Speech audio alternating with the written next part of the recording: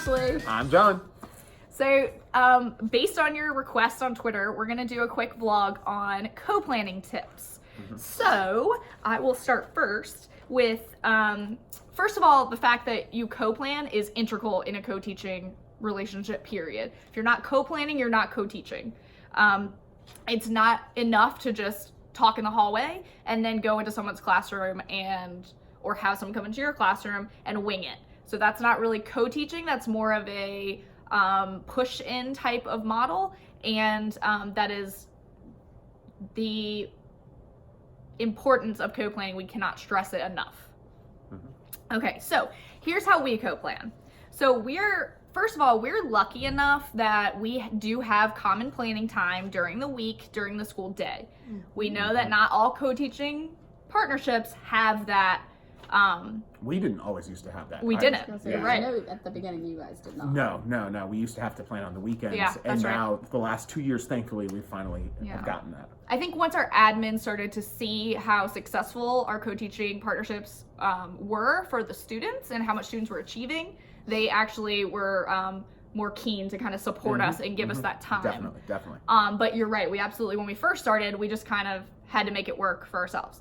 So starting with that, keeping it consistent. So that is really important. Whether you have common planning time during the school day or not, keeping it consistent. For example, if you say we're going to plan on Tuesdays at 5 o'clock to 6 o'clock, it should always be Tuesdays from 5 o'clock to 6 o'clock.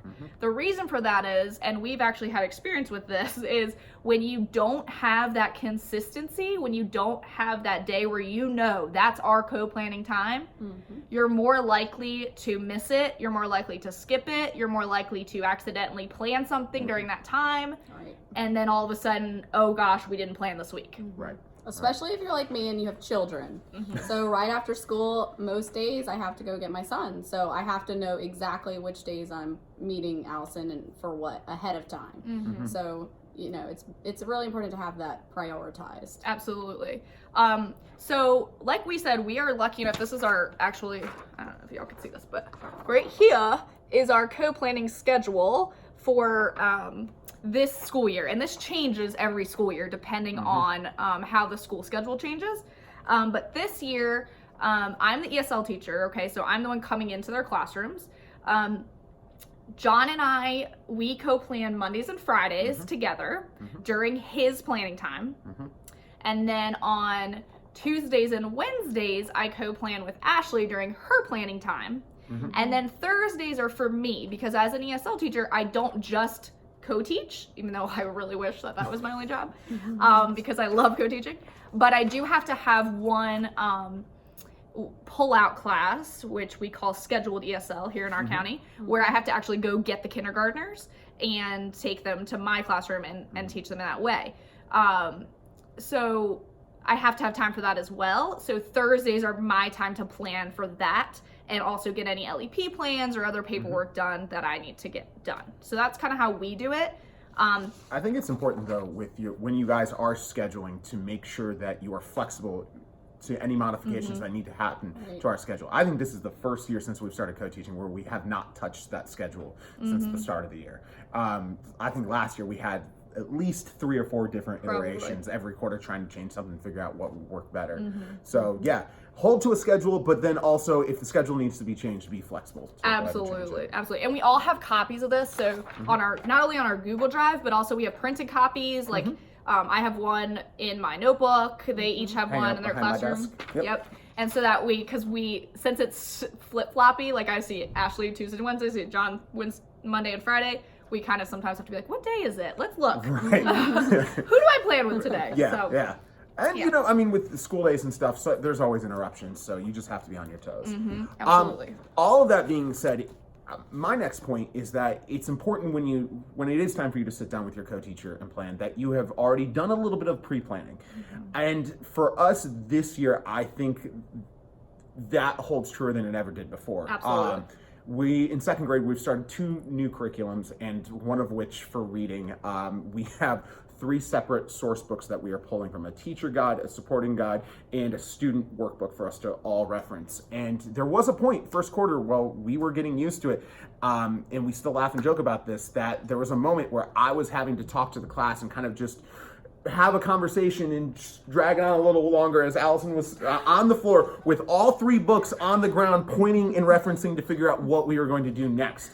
Yeah. It's funny, we joke about it, but it wasn't the highest point of our teaching, our co-teaching experience. No. So it's very important for us to read those, to have a familiarity with where a certain reference page is or what part in the lesson comes next. And depending on what you're doing, that takes a lot of work. And especially if it's your first year co-teaching, if you're not the content teacher, if you are the Allison in your dynamic, there is a lot of reading for you to do. There's a lot for you to catch up on because you're not familiar with the content that's being taught in the classroom. And honestly, this year, I actually, I was able to get 2 copies of our curriculum, and I keep one here so I can take it with me when John and I co-teach, but also I keep one at home because every time before John and I are going to sit down to plan, I am able to read through that day's lesson or that week, depending on what we're planning that day, to be prepared to come in and talk to him about it. And he does the same thing. Right. Yeah. And you have to. And I mean, as teachers, sometimes you do get told this is your new script, this is your new curriculum. It's your responsibility to read that script so that way you can modify it and change it to make it more impactful and effective for your students. Yeah, we never come into planning without some idea of what we're going to be doing because we used to do that 3 years ago, and our planning would take, John, how long did it take us? It would take us like 5 hours to plan, and we were like, oh my God. And that was without common time during the day, so we were having to do those 5-hour plannings on Sundays. Yeah, it was a lot. Rough. And now that we've learned that there's so much we could do to be prepared for that planning meeting and come with the ideas and come already prepared, like it's really helped us to streamline it. Absolutely. Yeah. And that kind of brings us next to what do you do once you're in the co-planning session. So we utilize a co-planning template, which we have posted on our blog and our Twitter. But basically you can see that you talk about what you're learning at the top, all vocabulary that you need, and any additional language vocabulary, any scaffolds that you need. And then at the bottom, or you also need your standards and your language objectives, but this is kind of where the meat of it is. So first you plan your lesson activities, kind of what you've come in with. You talk about, okay, well, what ideas did you have? What ideas do I have? How can we kind of merge them? So you're going to put your lesson activities in. And then at the very beginning of co-teaching, we would kind of fill out this part. What is Allison going to say? What is Miss Blackley going to say? What is Allison going to do? What is Miss Blackley going to do? And then we like to have a little exit ticket. How are we assessing if our students understood? So that this template kind of keeps us organized. And then at the very end, even sometimes after we've kind of planned the whole week, we'll go back and we'll go, okay, well, this activity really needs station teaching or parallel teaching, or they're really going to need a smaller group, things like that. Whatever the students are going to need to kind of access this text that is super content. rigorous, so we need to make smaller groups for the kids to be successful. Or we have all these different activities, so let's just put those in stations, and Allison can be working with group kids on one thing, and then I can be working with kids on different things, or kind of however we want to do it. But it's really important that you go back and look at that last, because what the students need needs to be your focus for why you're choosing your approach. Right. Absolutely. Not just that you both love talking, so we're going to do team teaching. Right. I don't know any team who does that. Not us.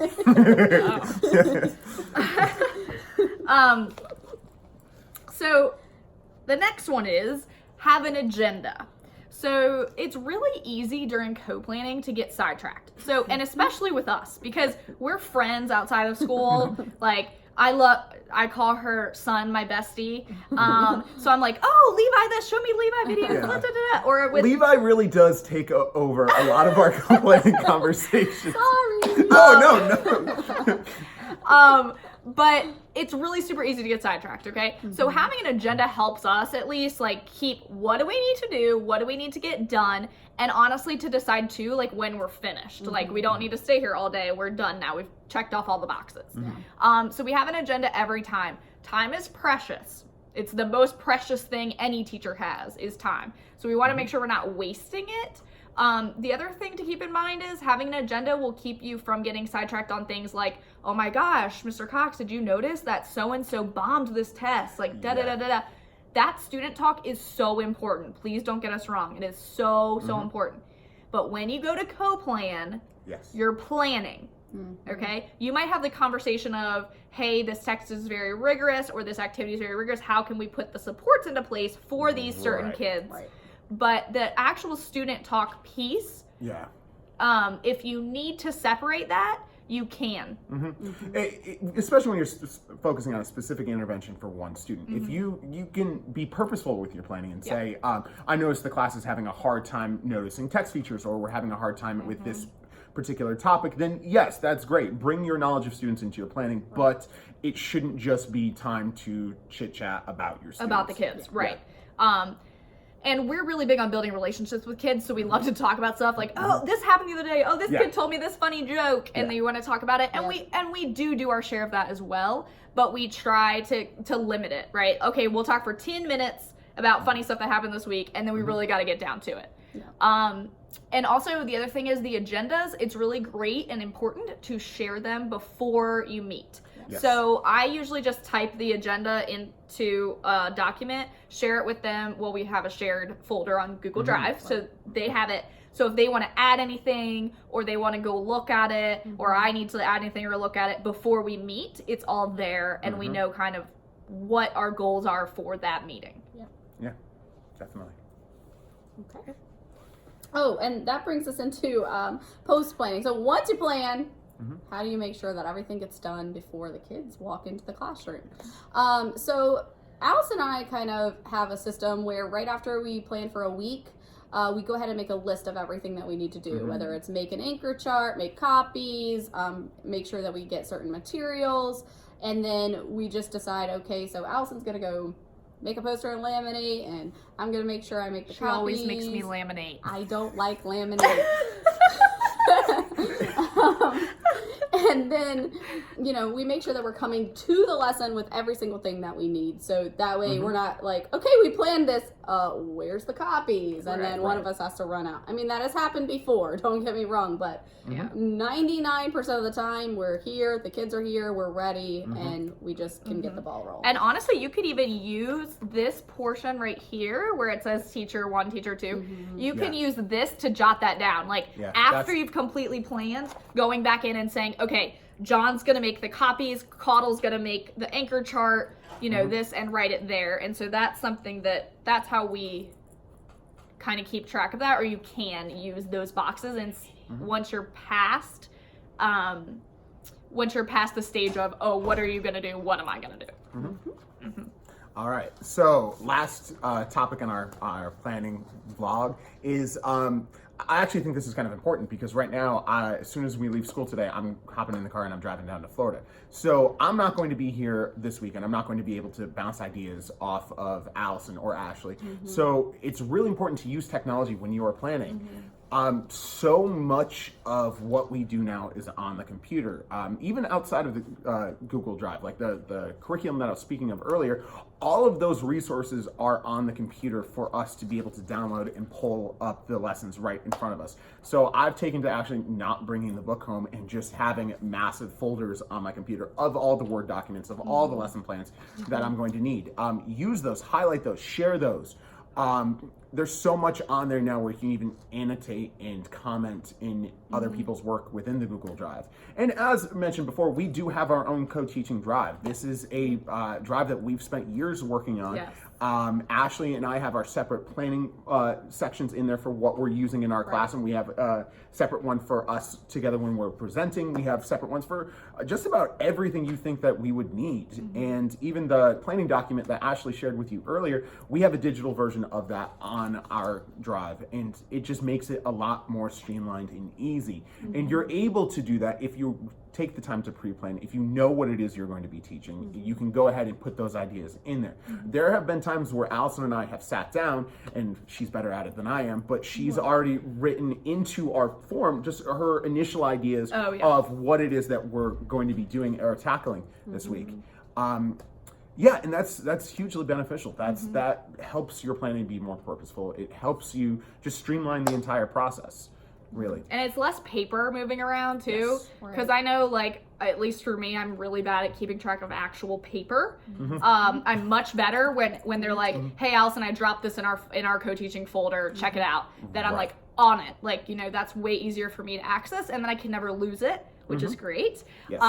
Even some of our just our anecdotal data tracking that we do on our students in the middle of a lesson, in the middle of a small group, it's easy to just have the Google Drive app on your phone and pull up the information right there ready for you to look at. Your lesson plan, everything. If you keep your lesson plans on there, we can pull them up on our cell phones and have them with us if we're teaching whole group even, so we know what comes next. It's really nice. And we'll definitely be using it this weekend because John will be out of town. So our normal Sunday planning, which we do on top of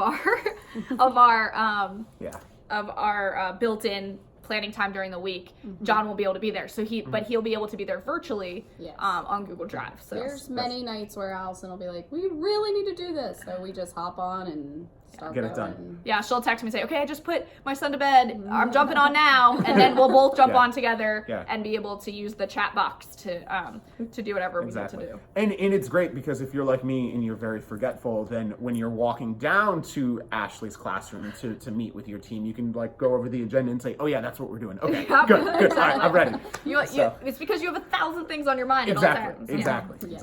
So I'll go back over really quickly the 6 co-planning tips that we just very quickly went over.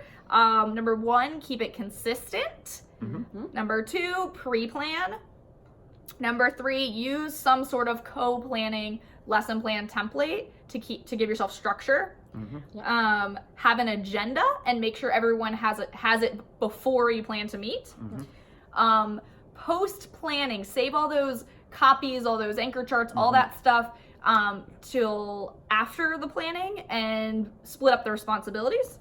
And then the last one is utilize that cloud or that technology if you need to distant plan or if you can't always be face-to-face or even just for while you are planning. Exactly, for finding videos, finding resources. It's convenience. It's awesome. Exactly.